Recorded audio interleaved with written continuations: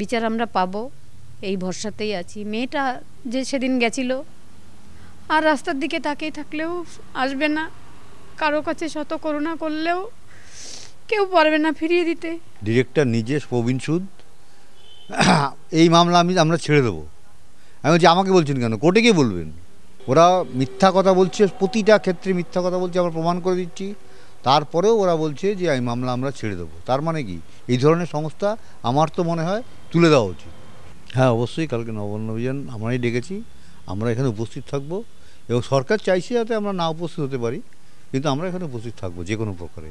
নমস্কার, ওঙ্কার বাংলায় আপনাদের স্বাগত। আর আমি আপনাদের সঙ্গে বিশ্বজিৎ। 9 আগস্ট আরজিকর ঘটনার 1 বছর, দিন মাস পার হয়ে 1টা বছর হতে চলল, কিন্তু চোখের জলে মেয়ের বিচারের আশায় কখনো হাইকোর্ট, কখনো সুপ্রিম কোর্ট, কখনো সিবিআই দপ্তর ঘুরেছে, কিন্তু সুবিচার পায়নি। চোখের জল চোখেই শুকিয়েছে। এই মুহূর্তে আমার সঙ্গে রয়েছেন অভয়ের বাবা মা।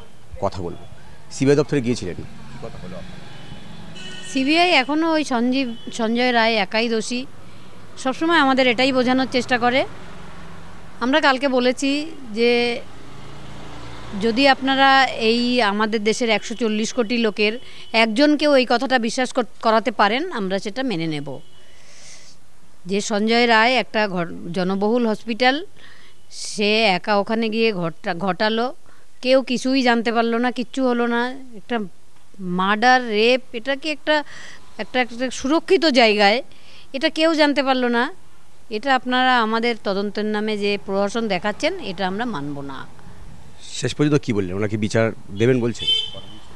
আমরা না, ওনারা যা বলেছেন ভয়ঙ্কর কথাবার্তা বলেছেন। ওনারা আমাদের কোশ্চেনে জর্জরিত হয়ে ডিরেক্টর নিজে প্রবীণ সুদ এই মামলা আমরা ছেড়ে দেবো। আমি বলছি আমাকে বলছেন কেন, কোর্টে গিয়ে বলবেন। কোর্টে দাঁড়িয়ে বলুন আপনি আমরা ছেড়ে দেবো, মিটে যাবে ঝামেলা।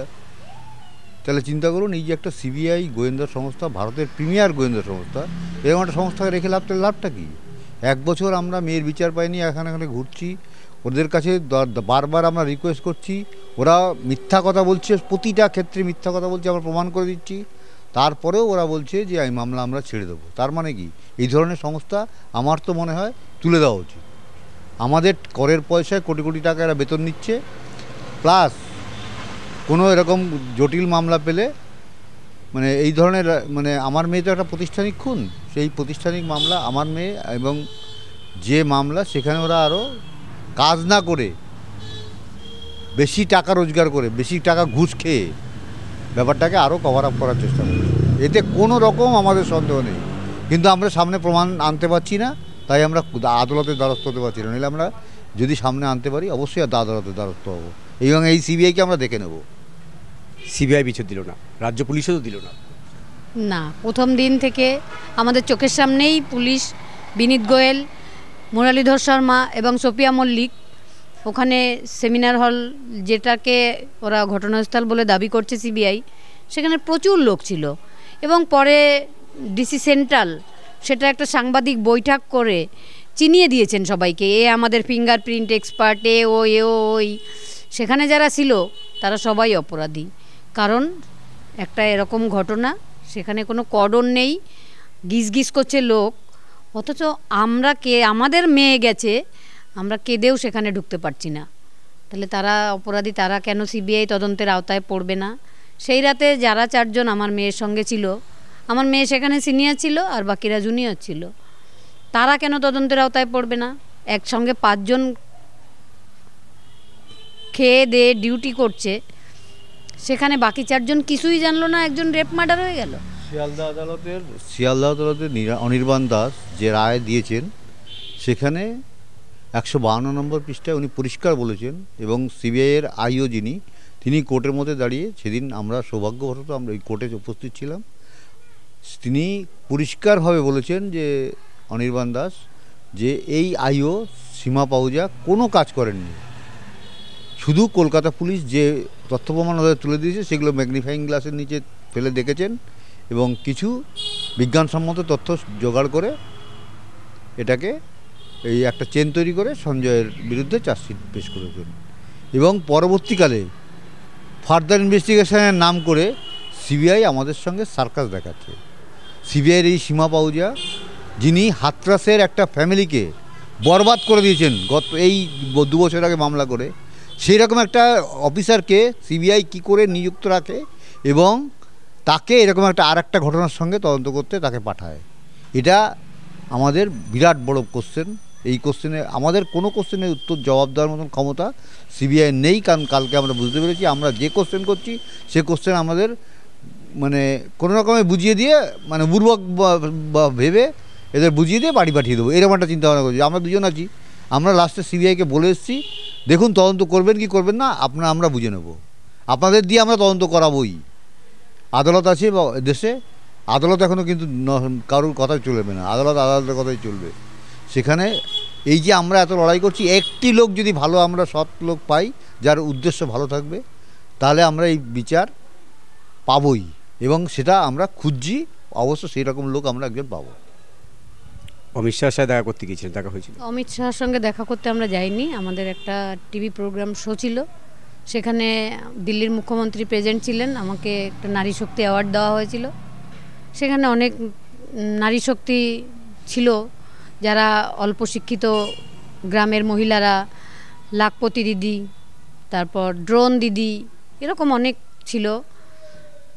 দিল্লি নির্ভয়ার মা ছিলেন, সবাই নিয়েছেন অ্যাওয়ার্ড, আমি নিইনি, কারণ আমি এখনও মেয়ের বিচার পাইনি। আমি দিল্লির মুখ্যমন্ত্রীকে বলেছি আমার ন্যায় বিচার চাই, তারপরে আমি এটা নেব। উনি আমার হাত ধরে বলেছেন আপনি ন্যায় বিচার পাবেন। কালকে কি আপনারা নবান্ন অভিযান করবেন? হ্যাঁ, অবশ্যই কালকে নবান্ন অভিযান আমরাই ডেকেছি, আমরা এখানে উপস্থিত থাকব এবং সরকার চাইছে যাতে আমরা না উপস্থিত হতে পারি, কিন্তু আমরা এখানে উপস্থিত থাকবো যে কোনো প্রকারে। কারণ আমরা এই ভারতবর্ষের স্বাধীনতা সংগ্রামী যাদের জন্ম বাংলায়, তাদের দেশ রাজ্যের লোক, তাদের কিছু যেভাবে আটকে রাখতে পারেনি, স্বাধীনতা তারা ঠিক ছিনিয়ে এনেছিল, আমরাও সেই বাঙালি। সুতরাং এখানে আমাদের যে প্রতিজ্ঞা আমরা সেটা রাখবো। আজকে যে 8 তারিখ, এই 8 তারিখেই আমার মেয়েটা ডিউটিতে বেরিয়েছিল। যখন বেরিয়েছিল ওর বাবা বাড়িতে ছিল না, তখন ও যেমন বোঝেনি আর বাবা মার কাছে ফিরে আসবো না, আমরাও তেমন বুঝিনি যে আর কোনো দিন মেয়েটা ডিউটিতে যাচ্ছে, ফিরে আসবে না। যারা সেই ফিরে আসতে দিল না, যারা তার সমস্ত স্বপ্ন ব্যর্থ করে দিল, শেষ করে দিল আমাদের সব কিছু, তাদের আমরা ভালো থাকতে দেব না, তাদের আমরা শেষ দেখতেই চাই। ওই আরজি করে ধ্বংস আমরা দেখতে চাই। জুনিয়র ডাক্তার কি আপনার সাথে আর এই নবান্ন অভিযানে থাকবেন বলে? না, ওরা থাকবে না বলেছে, কিন্তু আমরা ওদের সাথে থাকবো, জুনিয়র ডাক্তারদের। হ্যাঁ, আজকে ওদের যে আন্দোলন আছে, আজকে ওদের মশাল মিছিল আছে কলেজ স্কোয়ার থেকে শ্যামবাজার, এবং শ্যামবাজারে ওরা রাত জাগো একটা প্রোগ্রাম করেছে, সেখানে আমরা রাত্রিবেলায় উপস্থিত থাকবো। এবং জানা যাচ্ছে যে 14 তারিখ 14 আগস্ট এই অভয়ার বিচার চেয়ে যে রাত জাগর ডাক দিয়েছিল যে রিমঝিম সিং, আমরাও ডাক দিয়েছি। রিমঝিমকে আমরাই বলেছি তুমি যেভাবে করেছিলে গত বছর ওভাবেই করো, আমরাই ডাক দিয়েছি এবং ওদের সেই কর্মসূচি যাতে ভালোভাবে পালন হয় সেটার দায়িত্ব সহযোগিতা করার জন্য আমরাই বলেছি। ওটা রাজ্যের মুখ্যমন্ত্রীকে আজকে দাঁড়িয়ে কিছু বলতে চাইবে? ওনার সম্বন্ধে কোনো মন্তব্য আমি করতে চাই না। আমার মেয়ে যে ডিউটি করছিল ওনার আন্ডারেই ছিল, উনি স্বাস্থ্যমন্ত্রী, আমার মেয়েটা স্বাস্থ্যমন্ত্রীর একজন কর্মচারী ছিল, তেমনি একটা বড় মেডিকেল কলেজ আরজিকর, সেখানকার ছাত্রীও ছিল। তার এই যে দুর্ঘটনা তো নয়, এটা একটা প্রাতিষ্ঠানিক দুর্নীতি, প্রাতিষ্ঠানিক খুন, এটা কিছুতেই আমাদের মুখ্যমন্ত্রী দায়িত্ব এড়াতে পারেন না। উনি সেদিনই সকালবেলা সমস্ত তথ্য প্রমাণ লোপাট করার জন্য যেমন সহযোগিতা করেছিলেন, তেমনি আমার মেয়েটার যদি তদন্তে সহযোগিতা করতেন ওনার পুলিশ, আমরা এতদিন দৌড়ে দৌড়ে ঘুরতে হতো না।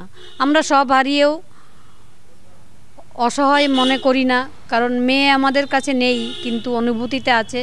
মেয়ে থাকতে যেমন গর্ব ছিল আমাদের, আমরা সব হারিয়েও ওর জন্য খুব গর্বিত। এরকম মেয়ে যেন ঘরে ঘরে, বাংলার ঘরে ঘরে হয়, তবেই হয়তো বাংলাটা বেঁচে থাকবে।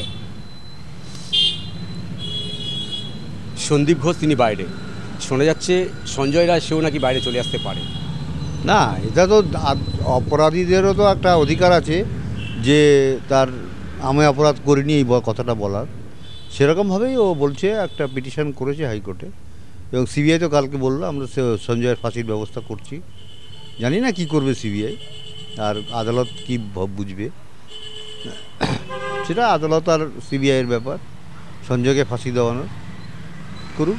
আমাদের মুখ্যমন্ত্রী বলেছেন ওনার কাছে থাকলে উনি ফাঁসি করিয়ে দিতেন, তার মানে কি উনি আদালতকেও প্রভাবিত করেন, সেটাই আমরা তার একটা জ্বলন্ত উদাহরণ উনি সবসময় রাখেন। এমন এমন কথাবার্তা বলেন না যেগুলো হাস্যকর, সেই জন্য ওনার সম্বন্ধে মন্তব্য করাটা একটু কেমন জানি ঘৃণা বোধ করি আমরা। কালকে যেমন নবান্ন অভিযানটাকে আদালত বলেছে যে শান্তিপূর্ণ কোনো আন্দোলনে বাধা সৃষ্টি করা চলবে না, সেখানে উনি নানান জায়গায় ব্যারিকেড দিচ্ছেন, যেখানে পাচ্ছেন না রাস্তা বন্ধ করে বাসের ব্যারিকেড দিচ্ছেন যাতে গাড়ি সামনের দিকে না যেতে পারে, কারণ বেশি লোক যাতে জমায়েত না হতে পারে। কিন্তু উনি ভুল করছেন, ওনার এই ভুল কালকে ভাঙবে। অভয়ার কেসটা আমরা দেখেছি, তারপরে কিন্তু তামান্না আর একটা ছোট শিশুও চলে গেল রাজ্যে, তাহলে পুলিশ ব্যবস্থাটা কোথায়? পুলিশ তো রয়েছে নিরাপত্তা দেওয়ার জন্য নয়, অপরাধীদের আড়াল করার জন্য। তৃণমূলের দলদাস পুলিশ, তৃণমূলের যা অর্ডার আছে সেই কাজটাই করে। পুলিশ নিজের থেকে কোনো কাজ করে না, পুলিশের যে প্রশাসনের যে কাজ সেই কাজ করে না। আজকে মুখ্যমন্ত্রী একটা এত বড় শিক্ষা প্রতিষ্ঠান, সেখানে যারা এরকম করলো, সেই তথ্য প্রমাণ লোপাট করে ধামাচাপা পড়লো, এখন যে কোনো কেস হবে। আরজি করের এত বড় ঘটনা, সেখানেই বিচার পেরোলো না, আর এটা কী হবে? এই একটা যে উদাহরণ হয়েছে, দৃষ্টান্ত হয়েছে, এই দৃষ্টান্তটা আমরা ভাঙব। 140 কোটি লোকের কাছে সিবিআইয়ের জবাব দিতে হবে। এই যে সিবিআই যে কাজ করছে এর জবাব সিবিআইকে 140 কোটি লোক, ভারতের 140 কোটি লোকের দায়িত্ব যাদের কাঁধের উপরে, তারা যদি এরকম করে মানে ক্রিমিনালদের উৎসাহ দেয়, তার জবাব সিবিআইকেই দিতে হবে। এবং সিবিআইয়ের কাছ থেকেই আমরা বিচার ছিনিয়ে নেব, সিবিআইকেই এই তদন্ত করে বিচার দিতে হবে। আমরা দেখেছিলাম যে আপনাদের সঙ্গে শুভেন্দু অধিকারী মানে বিরোধী দলের নেতা উনি ছিলেন, আছেন, সবসময় থাকেন উনি প্রথম দিন থেকে আমার মেয়েকে বোন বলেছেন। উনি আমাদের বাড়িতে ছিলেন। আপনি আমার কাছে কি আশা করেন? আমি বলছি আমার মেয়েকে যখন আপনি বোন বলেছেন, বোনের বিচার পেতে গেলে যা যা করা দরকার সেটা আপনি করবেন, এবং উনি কথা দিয়েছিলেন করবেন, এবং সবসময় কথা রাখার চেষ্টা করছেন। জানি না, কারো উপর বিশ্বাস নেই, শুধু একমাত্র ঈশ্বরের উপর বিশ্বাস, ন্যায়ের উপর বিশ্বাস। আমার মেয়েটা অন্যায়ের বিরুদ্ধে বীরের মতো, ভীরু কাপুরুষের মতো সে যায়নি। তাকে অনেক ভয় দেখানো হয়েছে, অনেক কষ্ট পেয়েছে, কিন্তু সে লড়াই করেছে। আমরা সেই লড়াইয়ের পথেই থাকব, কোনো মানুষ হিসাবে, কোনো রাজনীতি দল হিসাবে কিছু না, ন্যায়ের পথে আমরা থাকব। আর ন্যায়ের পথে থেকে যে বিচারটা চিনিয়ে আনা যায় সেটাই দেখিয়ে দেব আমরা। না, বলছি যে শুভেন্দু অধিকারী চেষ্টা করছেন, চেষ্টা যে করুন, শুনুন, কে তদন্ত করবে সিবিআই এবং কলকাতা পুলিশ আর কি। এরা যদি কাজ না করে, বাকি যারা থাকবে তারা তো চেষ্টা করতে পারবে, আর তো কিছু করতে পারবে না। আদালতে সমস্ত তথ্য প্রমাণ দেখবে, যা তার উপরে সাজা দেবে। সুতরাং সেই জায়গাটা কারোর দোষারোপ করে লাভ নেই, তবে সবাই চেষ্টা করলে অবশ্যই বিচার পাওয়া যাবে। আপনারা 1 বছর হয়ে গেল, তারপরেও আপনারা সিবিআইয়ের উপরে এবং আদালতের উপরে বিশ্বাস রাখছেন, এটা অনেক বড় ব্যাপার। সবাই যে দেশে বাস করি সেখানের যে আইন ব্যবস্থা, সেখানে রাখতেই হবে বিশ্বাস, কোথায় যাব আর। কিন্তু হাল আমরা ছাড়বো না, হতাশ হওয়ার কোনো জায়গাই নেই আমাদের। ছোটোবেলার থেকে মেয়েটা মেধাবী ছিল, একটা সাধারণ ঘর থেকে একটা টালির বাড়িতে থাকতাম। ও যখন কথা বলা শিখেছিল তখন বলতো, মা আমি ডাক্তার হব। আমরা এই আকাশ কুসুম পরিকল্পনা ভাবতাম, কিন্তু ও এত পরিশ্রমী, এত মেধাবী, এই বাস্তবায়িত করতে ওর স্বপ্নটাকে যেমন আমরা লড়াই করেছি, তেমন ও প্রচণ্ড লড়াই করে আজকে এখানে এসেছিল। হারিয়ে গেছে সব, কিছুই নেই আর অবশিষ্ট। মেয়েটা 31 বছরে দিয়ে গেছে আমাদের অনেক কিছু, শুধু আমাদের নয়, কোভিড পিরিয়ডে অনেক মানুষকেও দিয়ে গেছে তার ভালোবাসা। সেটাই হয়তো 9 তারিখে প্রতিফলিত হয়েছিল। ও নেই এটা শুনে সারা বিশ্ব যেমন আন্দোলন দেখেছিল, এই আন্দোলন তো আমরা দেখিনি কোনো দিন। বিচার আমরা পাবো, এই ভরসাতেই আছি। মেয়েটা যে সেদিন গেছিল, আর রাস্তার দিকে তাকিয়ে থাকলেও আসবে না, কারো কাছে শত করুণা করলেও কেউ পারবে না ফিরিয়ে দিতে। কিন্তু কেন এমন হলো, কারা ঘটালো একটা সিকিউরিটি জোনের মধ্যে, তাদের মোটিভ কী ছিল, এটা যতদিন আমরা জানতে না পারবো ততদিন আমরা শান্তিতে থাকতে পারবো না। মেয়েটার চিৎকারটা সেদিন রাতে আমার যেমন কানে পৌঁছায়নি, কিন্তু তারপর থেকে এই 1টা বছর তার চিৎকারটা প্রতি মুহূর্তে আমি সারা রাত কাটাই। সেই চিৎকার, তার যে কতটা কষ্ট হয়েছিল সেই পরিণতি ভেবে সারাটা রাত কেটে যায় আমার। সন্দীপ ঘোষ বাইরে, এটা কি মেনে নিতে পারছে না? সন্দীপ ঘোষ বাইরে নয় তো বেল পেয়েছি, চার্জশিট দেয়নি। সেটাই তো আমাদের মেইন বক্তব্য হচ্ছে চার্জশিট কবে দেবেন সিবিআইকে, আমাদের এটাই প্রশ্ন ছিল। তবে প্রবীণ সুদ বলেছে চার্জশিট দেবে, সময় কিছু দেখা। হ্যাঁ হ্যাঁ, না সময় বলেনি সেটা। এর পরের দিন পরে তো আবার যাবো, বলবো আমরা কি আমাদের জীবিত থাকাকালীন আমরা সেই চার্জশিট দেখতে পাবো? তো এটাই পরের প্রশ্ন থাকবে। ওরা যত প্রশ্ন করবে তত আমাদের প্রশ্ন আরও বাড়বে।